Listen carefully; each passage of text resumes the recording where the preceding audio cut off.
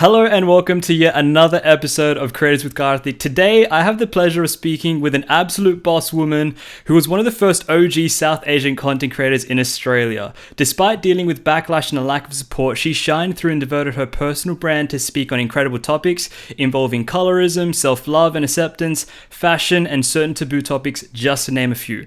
Having also hosted women empowerment events across Australia, Malaysia, and even Canada, she's managed to do not only all of that, but also balance an amazing life whilst working full-time. I'm so excited to introduce the next guest on this week's episode, Swarnaa Rajalingam. Swarnaa, thank you so much for being here, man. How are you?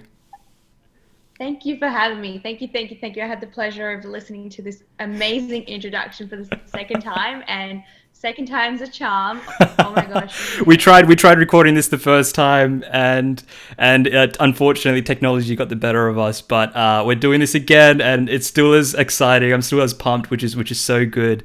And the first question that I wanted to ask Swarnaa, because every time I speak to you, Swarnaa, I honestly admit I mainly know you by your social media Instagram handle, which is the Life of a Social Butterfly.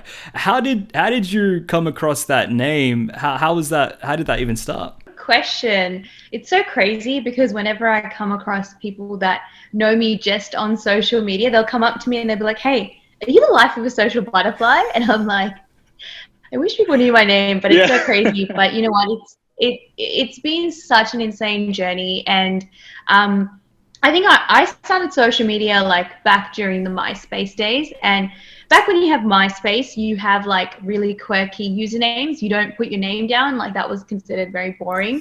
And so you come up with these really quirky usernames. And for me, I was like, oh, like what would I have for myself that describes me? And so I had always been called a social butterfly in high school by my friends. And so one thing led to another, and I was like, oh, the Life of a Social Butterfly sounds kind of cool, which I'm really grateful that I actually gave myself that username, because it didn't limit me in terms of the type of content I was going to share, because everything was going to be falling under my life. In hindsight, though, now I feel like I wish it was my name, so that, you know, when strangers approach me, they're not just like, "Are you the Life of a Social Butterfly?" But they're like, "Are you Swarnaa? Are you Swarnaa?" Yeah. It's always good to have them call you by your name, of course, especially for the work that you do, man, which is super important. So I totally get what you mean. No, that's brilliant. And when you started your content, did you know that it was going to be as big as it is today, and how much you've got on there, like advocating for all these amazing topics? Did you know that this is where it was going to take you in how many years' time? Look, the goal was always to get the content out there. So I started it with this intention inside me, like this drive or this force inside me, where I was like, I want to connect with as many people as possible. So did I know that it would look the way it does now? No, I did not. Did I still have that inkling inside me that I wanted this to be bigger than myself, and I wanted this to be a space where people felt heard, seen, and I was able to connect with communities across the world? Yeah, like that's exactly why I started it in the first place. I mean, you know, when you're putting yourself on a public platform, it comes with the territory, right? Like you're not going to put yourself on a public space if you're not obviously looking for an audience to connect with. So when I kicked off on YouTube, like, you know, I had dreams of just, you know, like connecting with different communities and growing and having a following. You know, I wasn't allowed to travel when I was younger, so I really craved that human connection and being able to connect with different people. So I was like, okay, fine, like if I can't travel as the typical South Asian girl, then I'm going to get my videos to travel, and I'm going to meet people through that. So that was a very big driver behind my content. But did I foresee the opportunities that I had, the ability to network, and the insane amount of memories and experiences I've created? No, I did not see that coming. That's incredible. It's like you look back at the journey that was, and you're like, oh my gosh, I've done so much in the short amount of time that you've created this personal brand of yours, this page that people can now connect with as well. And you look back and like, I didn't know that this is going to be what it is today, right? And I even look back at even photography as well. It's just like, whoa, this is a lot more than just what I thought it'd be. And before you know, it's like this huge dream that's now manifested and it's now come in fruition, which is amazing. When you first started your content, what was it? What was that specific stuff about? Like, was it to do with like, you know, fashion specifically? Was it to do with personal topics? What was your first couple of posts initially about? So I kickstarted my journey on YouTube, and so my first couple of videos was me traveling, just me, you know, Yeah. doing like travel vlogs and showcasing my personality, or at least getting more comfortable in front of the camera and connecting with an audience and sharing my life. Like I felt like back in the days in the South Asian community, there was a lot of content creators based in North America, like UK, Canada, Europe, not so much down here in Australia. And I'm like, you know, it'd be really, really cool to show our experiences as South Asians down under and show our world. And so that's kind of what were my initial content was like. I was at Well Beach practicing to vlog, and then we saw a seagull that was drowning because it was caught up with like fishing net. And so we saved the seagull and took off like the fishing net, and I ended Wow. up vlogging that, and that ended up being my first video. You know, there's videos of me baking a cake in my kitchen and my mum scolding me, and that video went viral at the time because so many people. Have you seen that? No, no, yeah, I would definitely look at this as soon as we finish this podcast. I'm so curious to see your mum telling you off because I've met your mum and she's the most sweetest woman. I swear, I know, like she's super kind. So to see her telling you off would be so hilarious. Oh, she's a bit ruthless and savage too. So she was going at it. She was just, and you know how mothers like the kitchen is like their holy space, and like they don't like you misplacing things or putting things the wrong way or whatever, and they're very And protective. and not only when you do that, it's like you come into their space, you start operating, and they're like, "Well, you're operating wrong anyways. So let me just help you." I feel like it's such a territorial thing for mothers. It's like you have to do it Yes, my so way, or territorial.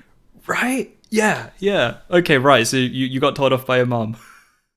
Yeah, so I'm like trying to bake a cake because it was my cousin's birthday and I'd forgotten to wish him. So now, you know, me being me, super extra, just because I forgot to wish him, I'm like, now I'm going to bake him a whole damn cake to make up for it because our entire family forgot to wish him. And so here I am baking a cake, and I'm like, oh, wouldn't it be cool to vlog it? And mind you, I vlogged it through my laptop, my old MacBook webcam. And I'm like, oh, it'd be cool to do like a nice little tutorial for everyone and show them how to make a cake. What ended up being how not to bake a cake because I did everything wrong, and my mum's like scolding me and yelling at me, and my dad's making fun of me. And these were things that weren't planned. Like they didn't realize that I was actually filming. And so when I finished watching the video and like editing it, I was like, oh, I probably shouldn't share this because then there goes my dignity. And my friends were like, this is freaking hilarious, bro. This is exactly what happens at our homes. You have to share this. And I'm like, you know what? Like, what do I have to lose? Whatever. Like, let people laugh at my expense. I put it up. Didn't really think much of it, but it did actually blow up at the time. And so many people from across the world reached out saying, like, this is exactly what goes down in my house. This is such relatable comedy.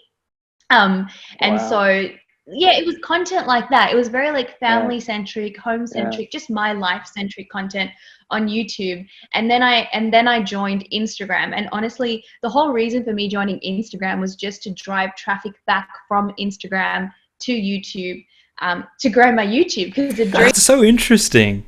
That's so interesting, and I love that you say that because from every content creator I've naturally met within this industry and this space, it's almost the opposite, right? They start on Instagram and then eventually they think maybe I might want to get on YouTube, and people always find it the harder way to do it that way. So they'll go, well, YouTube's too hard because I have to buy a camera, I have to have great lighting, I have to have this and that, and so they do what's comfortable, right? Which is Instagram. But you started the opposite. You went from YouTube and then you went to Instagram. Wow, that's interesting.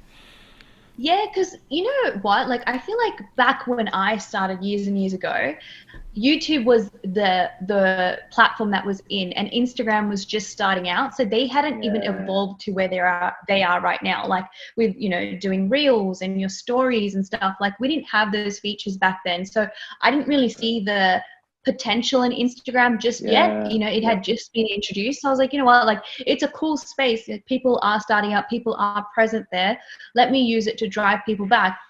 But it's really interesting because I went back and looked at the first post I put out, and the first post was like this really aspirational quote that I'd come up with, where I'm like motivating people, and I'm like, well, at least I've stayed true to that. Like that was my first ever post on Instagram, which was this quote, and that's just evolved over time into, you know, all the campaigns and projects and captions and initiatives that I've done. It's always been at the core of what I do, which is, you know, trying to inspire, empower, motivate, you know, something positive, like a positive reaction in people with the content that I create. But yeah, like you said, I was gunning for that YouTube career and trying to use it. I love it. Yeah. Being like a full-time YouTuber and traveling the world and doing all of that, which of course is not easy by any means, and to constantly show up and rock up and create content, you know, consistently, which isn't easy because, you know, people get demotivated so quickly when they don't see results, when they don't see views, when they don't see followers or likes and or any of that.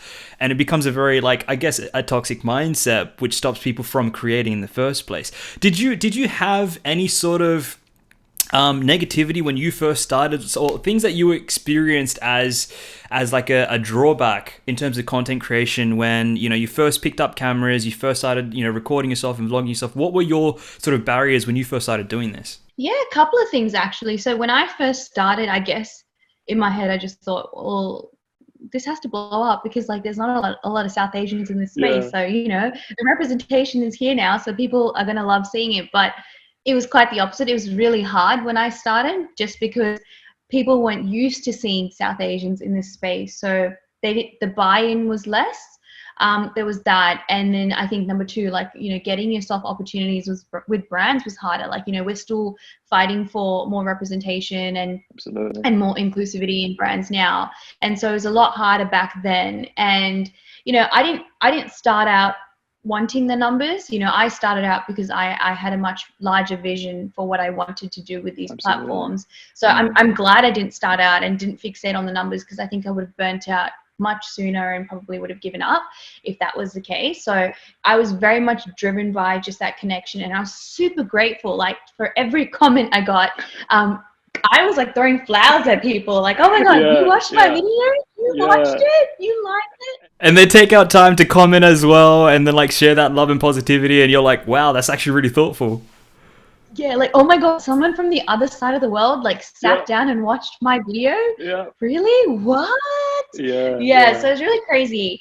And I think it was just like, I didn't feel like I had a community back then, you know, like, especially when you're starting out, you know, you want people that you can connect with, that you can relate to, that you can bounce ideas off, and you can share your experiences. So I didn't really have that. It was a little bit of a lonely experience when I started off, but that is what propelled me to actually start establishing connections with people in other parts of the world. So rather than limiting myself to the community that I live in here in Sydney, I broadened that. For me, when I jumped on the virtual world, when I signed into my YouTube channel, when I logged into Instagram, it was almost like there was no barriers. There's no oceans between us. You know, we're all in the same little bubble together. So I started connecting with so many different people, so many different creators from other parts of the world, which I'm so grateful that I did, because now it's led to such incredible friendships and relationships for me now. That's incredible, but I think from a standpoint here in Australia, Sydney, it was quite lonely when I went. No, that's absolutely. It is such a it's such a small niche, right? And at the time at which you had started, like I said in the intro, you were basically doing it alone. There weren't really many people within this space who were constantly rocking up and, you know, delivering these impactful messages, or at least creating content to the same extent. So I can imagine that probably would have felt like such an isolated space to be in, on top of talking about the topics that you're already talking about, right?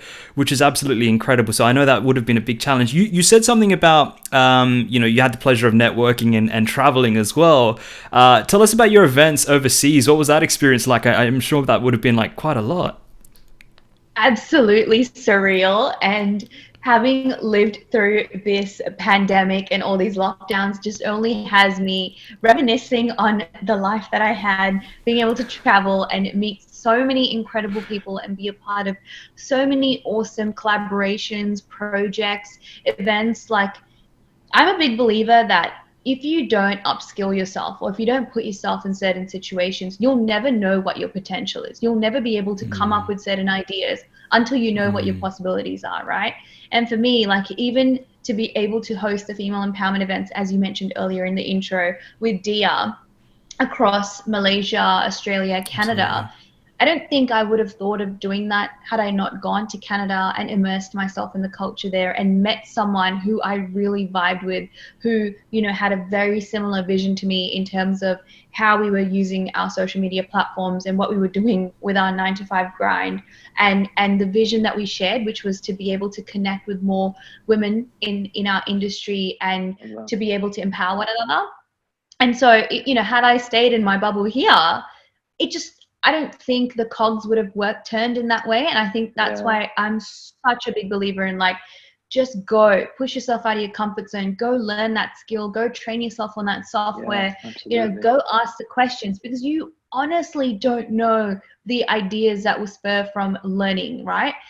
Which is also why you probably get random calls from me trying to pick your brains around cameras, lenses, and All the time, literally. Like, I'll be just going about my day to day. All of a sudden, you call. I'm like, all right, let's see what you've got to say. And I guarantee you, like, it's 99% related to some level of camera work, because Swarnaa wants to know about how does this work, or some lighting thing, or lenses. No, I love it. I love it. a call from me and clears his entire schedule because he knows It's like, okay, this is not going to hang up. All right, hold up. This is gonna take some time to answer this girl's question. Yeah. That's it. Which means anyone listening, like, hit him up. He's so helpful and so amazing. So, you know, don't be afraid to reach out to him. He's so informative. So yeah, I was blessed to have so many incredible experiences. You know, I got to jump on other podcasts, be on panels for universities, and talk about my experiences in terms of my university journey, talk about my experiences of being cheated on. You know, whoever thought, you know, you can turn an experience like that into something inspiring. You know, I have made friends with people who are my closest friends now. You know, I feel like I've got a family back in Canada and I've got family here. You know, I met, you know, people through YouTube. I met Alekia, as she was like a fellow YouTube friend for me.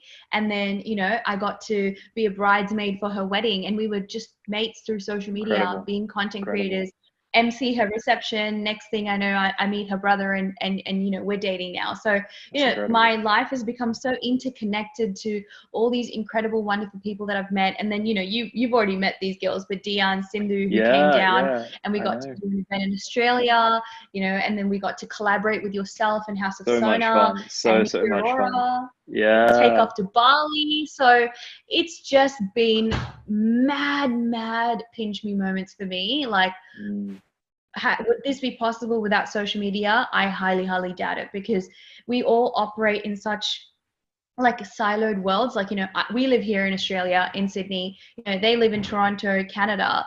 When will we cross paths? Do you know what I mean? Like, it's not like we're going to go to tutoring together or go to university together. Like, the chances of crossing paths is very slim to none. But thanks to social media, it's opened our world, and it's opened the opportunities, and opened our ability to connect with people and establish these relationships and work on these really cool projects, and just take everything to a whole new level. Yeah, no, I love exactly what you mean by that, because I genuinely think a large part of growth that I've seen amongst a lot of content creators within Sydney, and mind you, Sydney's a small place, right? We don't have the luxury of being in, you know, Canada or UK or London, like any other those amazing creative places where, you know, every second, third person is an amazing influencer with great content, right? Their game is like mind-blowingly awesome.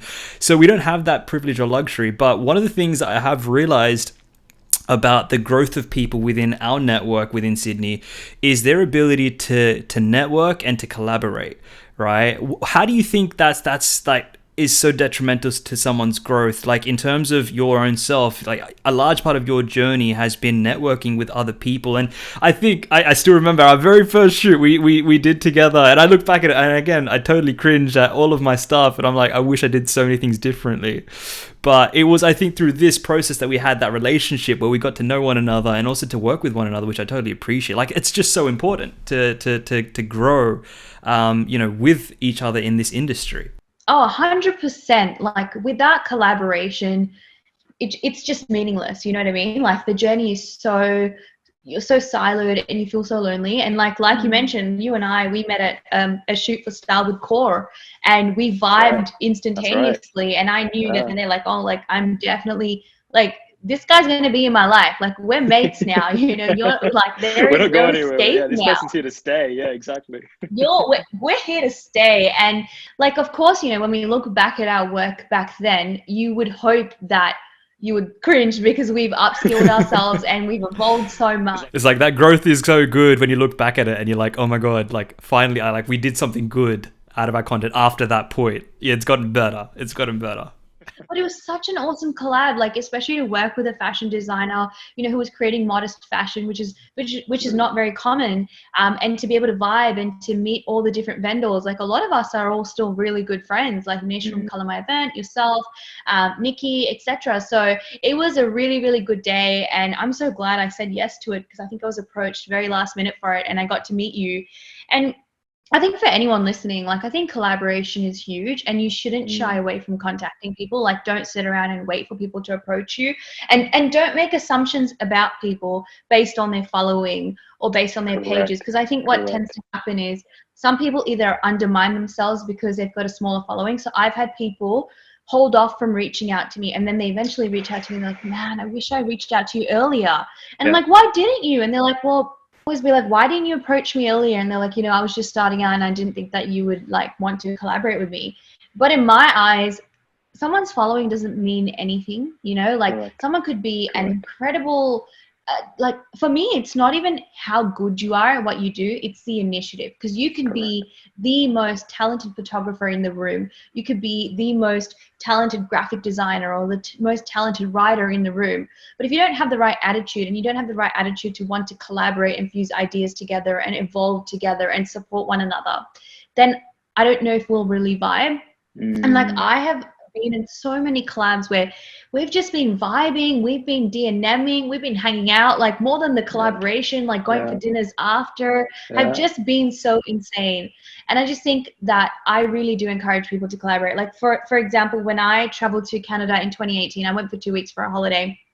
And I posted on my story that, hey, like I'm finally coming down for a little bit of a holiday. I'm going to explore Canada. Who wants to collaborate? And Dia had reached out to me. So Dia and I were just like social media followers. Like we were like big cheerleaders for each other, but we hadn't met. We weren't friends.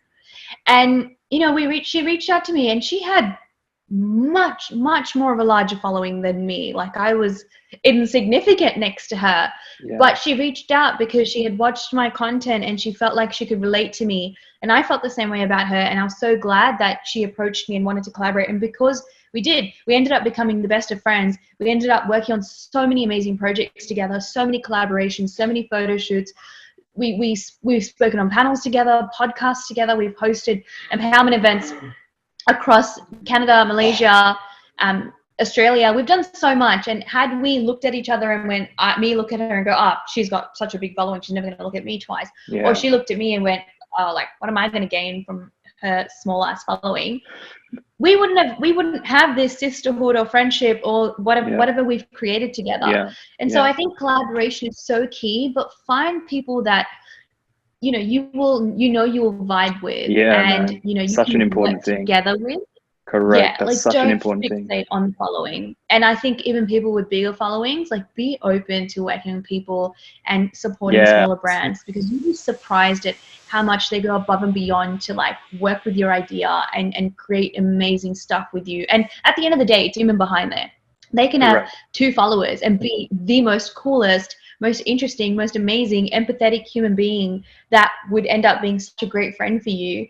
But if you're looking at it through the lens of a following, then, you know, you're limiting. Yeah, and again, this is such an important thing to talk about because people get so overconsumed with the numbers, right? People get so taken back by I'm big, they're small, or I'm small, they're big, and it's just like there becomes an egotistic point to it where people are like it's just not going to work. Where to your point, if you don't ask, the answer is always going to be no. Right? You'll never really fully understand the potential of what you could potentially create with someone, with a team of people, up until you actually ask. Otherwise, you're never going to really grow in that area. All right, so that's awesome. I want to sort of talk about work-life balance. I know this is a really interesting one with a lot of people who are tuning in, especially people who just started out in terms of their side hustle, quote unquote, and they've created a small business, they've maybe created an Instagram page, and they really are passionate about dedicating their 100% effort and like attention and energy to this. What's something that you could share with our viewers today in terms of how you manage? Because you do honestly so much. You do a lot, and I swear every time I pick up my phone, I always see your face on my screen, like creating content on my feed, and it's just incredible as to how much effort you put into this. So how do you maintain that balance for you? Cool question, because sometimes I wonder the same thing. Look, if I was to break it down, there's a couple of things that have helped me sustain being able to consistently create content and do my full-time job, because I'm not going to beat around the bush. Your full-time jobs take up so much of your time, and I know so many people have families and children and so many other responsibilities, and I get them always asking me, like, how do you do it? How do you do it? And it's not easy. But I think some of the key things that have helped me, one is to have an incredible support system. So in the content creator world, I've established incredible relationships with people who are my really, really good friends, who motivate me, when I'm feeling down, or when I'm feeling really drained or burnt out, or I'm running out of ideas, or I don't know how to manage my time. I've got an incredible support system of friends that I can go reach out to going, what did you do? How did this work? How did you make this work for this week? Or how did you manage to film on top of all the insane projects that you have at work? And so it's really nice to be able to bounce ideas, especially when your mind is clouded and you're feeling really tired. Like, you need someone with a little bit more clarity who can look at it from a different point of view and say, okay, I think this is what you need to do, or I think focus on content like this because I think it works for your channel, and take it one day at a time. And number two is trying to make content on the go. So, if I'm going to an event or I'm going for a dinner, planning ahead, going, okay, I'm going out, this is the outfit I'm going to wear. Can I squeeze in a piece of content? Can I make a vlog out of this? Can I do a transition fashion video? Can I film a TikTok? How can I make the most of what I'm doing? So when Sindhu, Dia, and I were traveling, and Anya were traveling to Bali, I saw the way all of us were innovatively thinking of ways of creating content on the go. So it didn't really feel like a job. Like, we were enjoying our holiday. We were having the best of times. We created so many memories and experiences, but we still made the most of it by being a little bit productive and creating content on the go, because we know it obviously works for our audience. So, like, coming up with like transitions that we wanted to do, or how can we document this? Can we wake up a little bit earlier to create a little bit of content before we go out? Because we know we're going to get dressed up. We know we're in Bali. We know people are going to enjoy this kind of content. We did the Kaling Kaling hike, and I came back home, and it was an insane hike, and it almost killed me. But I came home and I was like, you know what? Like, I feel like the audience would really love to hear the story time behind this, because what your audience wants is they want to connect with you. They want to get to know you. Absolutely. They want to feel like they are there with you, especially when you're traveling. So I came home and, we're all exhausted after traveling. So we're all just chilling at home. So I was like, I know exactly what you mean. I know exactly what you mean. A large part of this entire space, I even for my journey as well, was actually going from content creating to now documenting. And I speak so much of this, and Gary Vee, like, is an entrepreneur I really follow as well. He always advises people to amazing, absolute amazing gun of an entrepreneur. He always advises people to document the journey, right? Because people love that relatability aspect, right? People love saying, oh my God, like, this is what Swarnaa does in her spare time. And I actually do the same thing too. And it's so fun because they can connect with you on that. And they feel so much more part of that entire journey, which is why I think, and I'll get your take on this, when, creating TikToks and Reels, the content that you just literally speak to the camera, just do basic stuff, has the opportunity to just go viral. And it's absolutely insane. And it blows my mind because I'm sitting here doing all this fancy stuff. And yeah, it gets great views and all, but it's not really that was like virally viewed by everyone. And I don't know how the algorithm does its thing, but it's such an interesting space. And you know what it is? The truth is, like, okay, let's take Keeping Up with the Kardashians, for example, or let's take Love Island. Like, why do these shows blow up? Or Big Brother? Because they are, yes, they're reality, TV, but why does it blow up? Because naturally speaking, as humans, we're voyeuristic, right? Let's be honest. We want to watch what you're doing in your homes. We want to watch how you're eating and how you're interacting with people. That's why like these mukbang videos blow up. That's why these ASMR videos blow up, because we're just so voyeuristic. So we need to use that information to our advantage and go, okay, people are voyeuristic. People are yearning for connection. Some people live in different parts of the world where, they might not have big social groups, or they have social anxiety and they feel so much more comfortable jumping into the virtual world and connecting with people. So the content that we create, like, you'd be surprised, like more than the ones that, you put in so much production behind and you work so hard to like come up with a transition and like cake on makeup and jewelry and all of that stuff. And then you do one where, I just like put the camera on my face and I was like dead, dying, sweating, so sunburnt, except that's the content that people keep referring back to and going, dude, like, I love your storytime videos. Can you do more storytime videos? I really, really love the storytime videos. So, that's so good. I try to be incidental in the content that I create. Like, as I go, can I make content out of this? Like, we were just about to film our podcast and I jumped on my stories and just let my community know, like, hey guys, I'm about to film a podcast with Kartik. That's still a piece of content.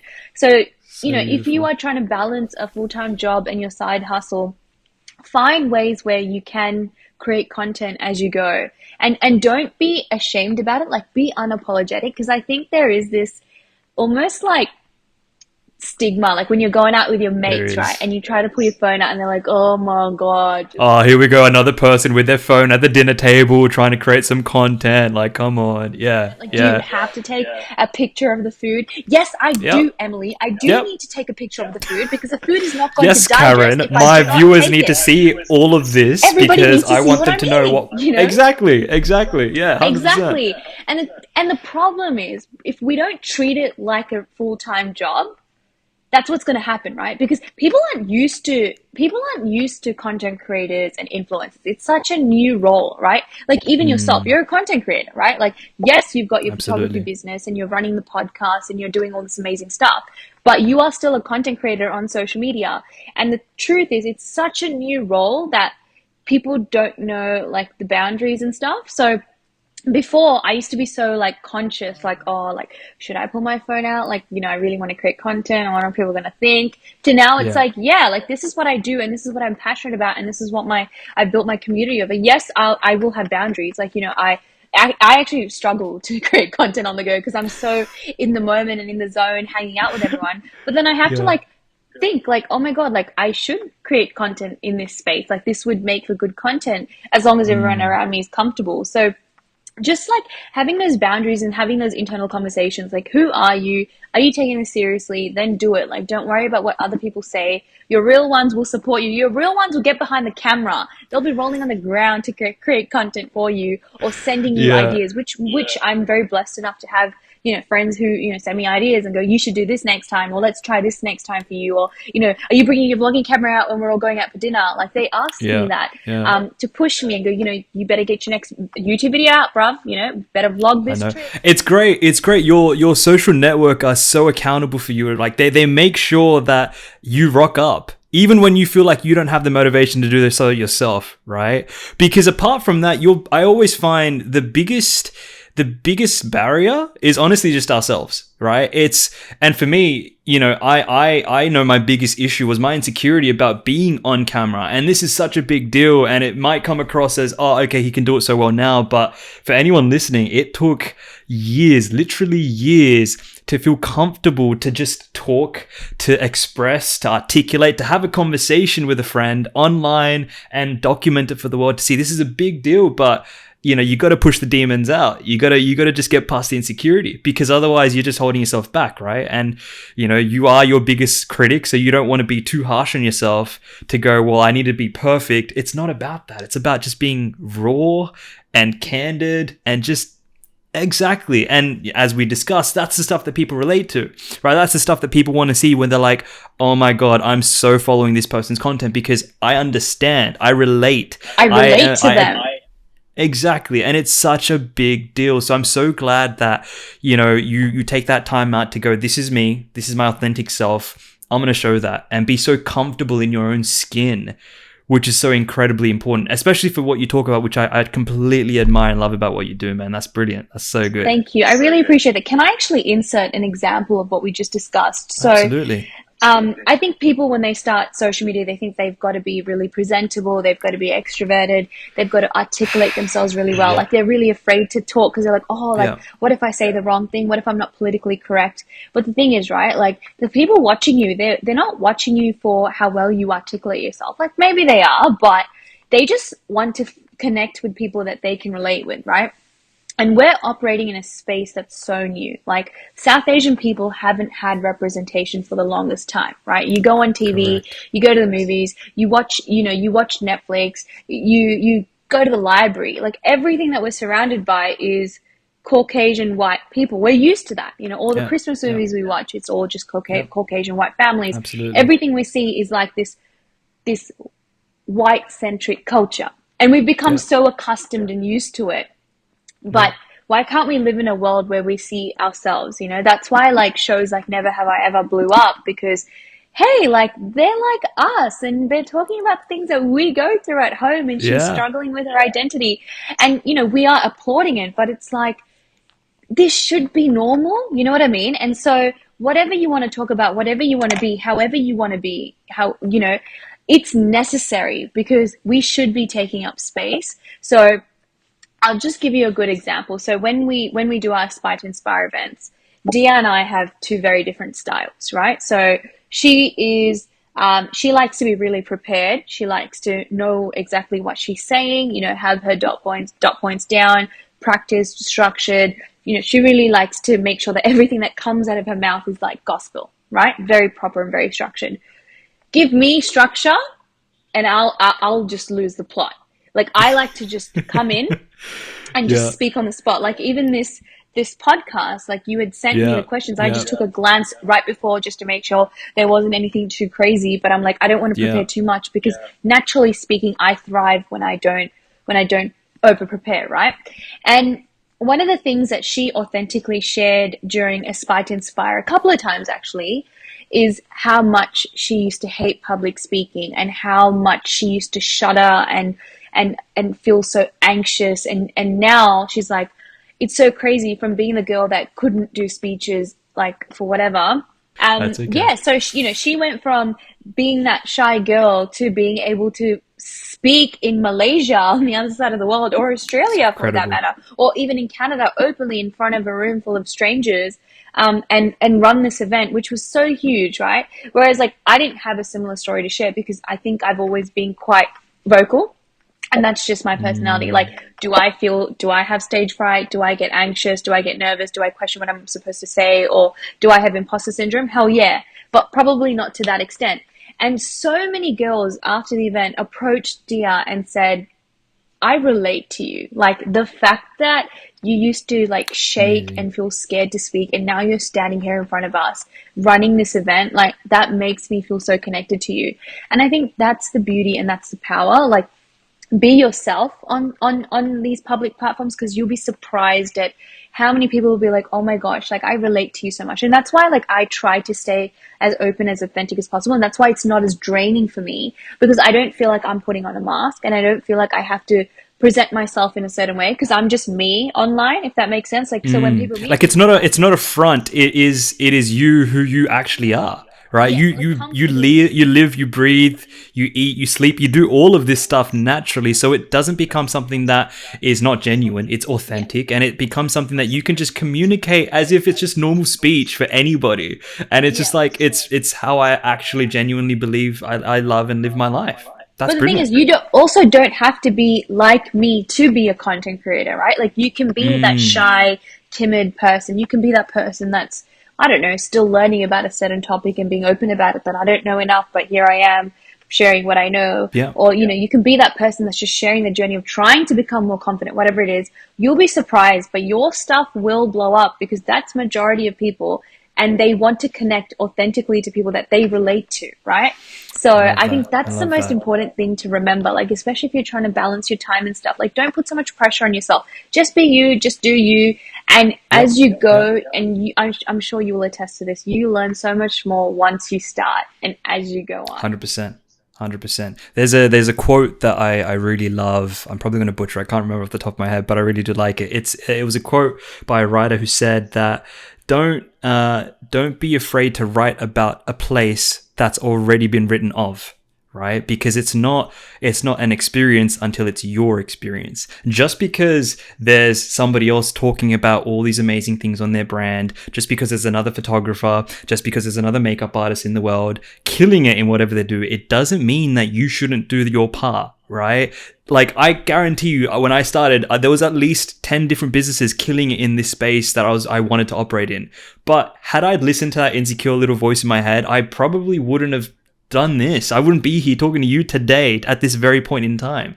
So just because someone is, appeared to be more experienced in something doesn't mean that you're not. Right. Yeah, you can have your own views and opinions. And I think that's also so incredibly important that you bring that perspective, because that's why people follow you. They want to know you, right? They want your view on something. They want Swarnaa's take on whatever it is that she's about to talk about, which is so incredibly important and so unique that people understand that it's such an individualized journey. So don't compare, don't second guess, and just be confident in the journey that's about to unfold, because you'll learn as you go, which honestly is the entire part of this process.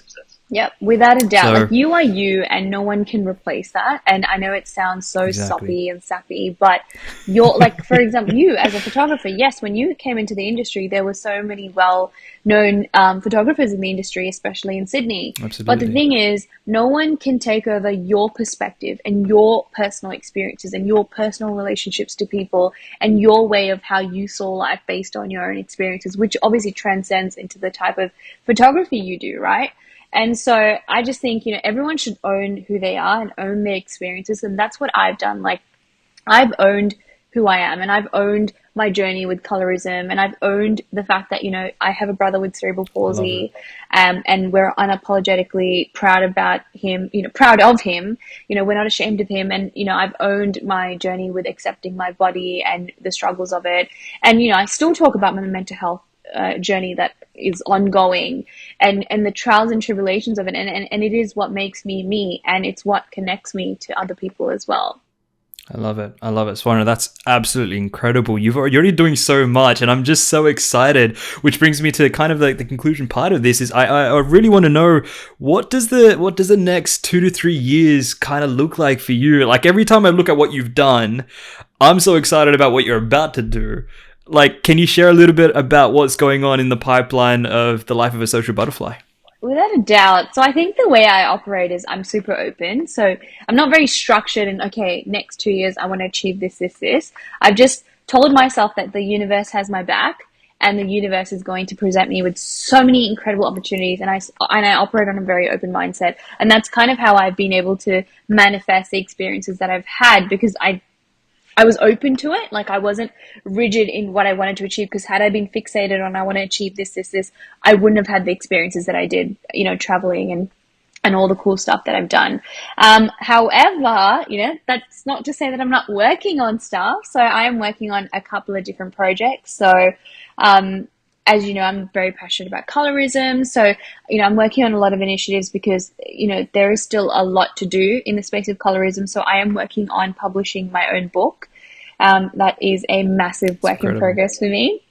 which I'm very excited about. Man. There is a documentary that we were working on, and then on and off with lockdown. So my producers are based in Melbourne. So we've been storyboarding and bringing in different people from different backgrounds, from Kenya to, someone from the LGBTQ community, from Sri Lanka, they're Sri Lankan, they're Tamil, Ula Tamil from the LGBTQ community, first person to come out as gay in, I believe, Germany. And a couple of different people from different parts of the world who have experienced colorism, and they're bringing in different perspectives. And we're working on a really, really, really cool documentary, which came off the back of Mindy Kaling, acknowledging one of my videos on colorism. And so that's how they approached me. So that's really cool. So big things happening there. Outside of that, so I launched my own journal, my own manifestation journal. Yes, which I've is really seen. cool. That's awesome. Well done. So I'm working on a second edition for the new year, a new and improved version. I think it's helped a lot of people, and I've been able to share my journey with manifesting and keeping myself accountable and journaling out that, I really do believe in scripting your life. So, working on a second version of that for the new year. Amazing. And, as you know, I'm very passionate about inclusivity. I've got a family where all our bodies are so diverse. My dad and sister are quite tall and, more on the thinner side. My mum and I are shorter. Mum's very curvy and I get my curves from her. And then I've also got my brother who special needs but also has a physical disability. So I'm all about inclusivity and, making sure that there are brands out there that cater for, our different needs. And I just thought, I'll keep advocating for it, but I think it's time that I kickstart something. So I am working on my own clothing brand that is more inclusive, and I've been doing a lot of research. So more to come in that space very soon. So I've let Kartik in on what's going on, but we'll definitely release.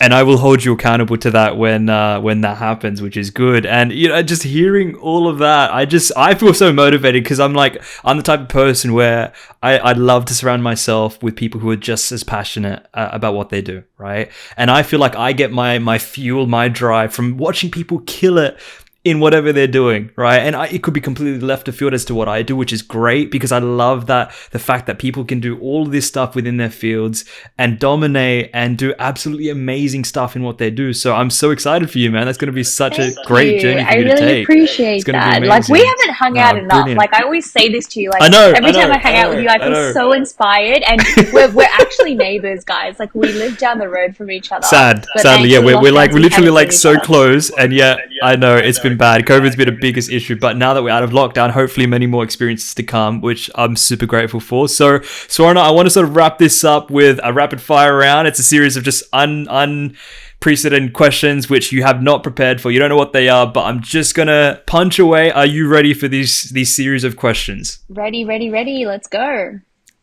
All right, let's do it. Let's go. All right, question number 1. What's your favorite quote or your favorite book? Ooh, my favorite quote is "Those who matter don't mind, and those who mind don't matter." And my favorite book would have to be "How to Win Friends and Influence People."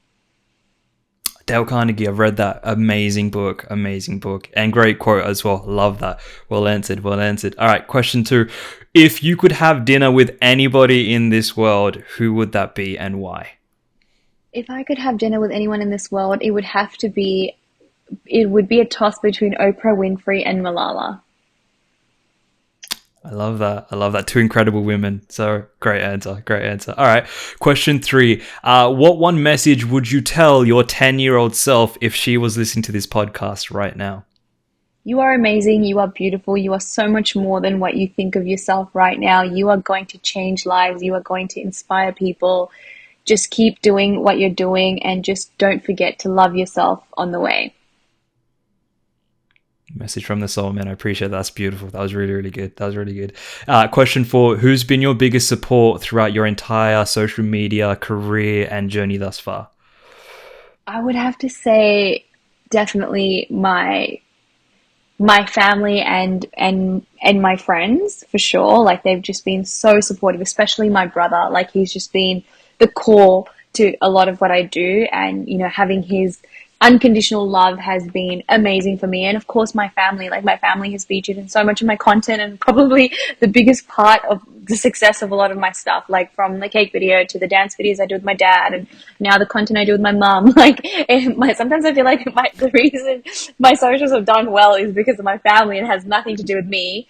And also, like, now my partner in Canada has been also incredibly supportive. So, Absolutely. you know, I've met so many new people on the way that have supported me, but definitely my closest friends and family. Absolutely. Well, shout out to all of those loved ones that Swarnaa mentioned. That was absolutely beautiful. Question number 5. What has been the most memorable moment in your career thus far?